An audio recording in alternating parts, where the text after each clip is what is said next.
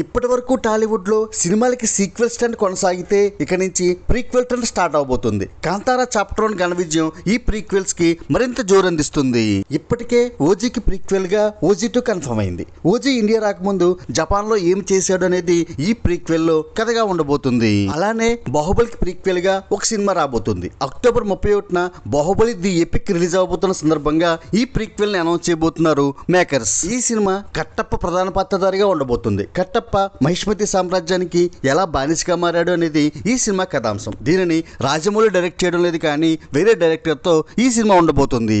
అలానే వచ్చే ఏడాది రిలీజ్ అవబోతున్న ప్రభాస్ ఫౌజీ సినిమాకు కూడా ప్రీక్వెల్ తీస్తానంటున్నాడు డైరెక్టర్ హను రాఘవపూడి. ఈ సినిమా కథ చాలా పెద్దదని, అందుకనే ఈ సినిమాకి ప్రీక్వెల్ తీసే ఆలోచన ఉందని చెబుతున్నాడు ఈ డైరెక్టర్. ఇలానే మరికొన్ని సూపర్ హిట్ సినిమాలు కూడా ప్రీక్వెల్ కి రెడీ అవుతున్నాయి. చూస్తుంటే ముందు ముందు టాలీవుడ్ అంతా ప్రీక్వెల్స్ తో నిండిపోయేలా ఉంది. మీరు ఏ సినిమా ప్రీక్వెల్ కి ఆసక్తిగా ఎదురు చూస్తున్నారో కామెంట్ చేయండి. Do like, share and subscribe cine master.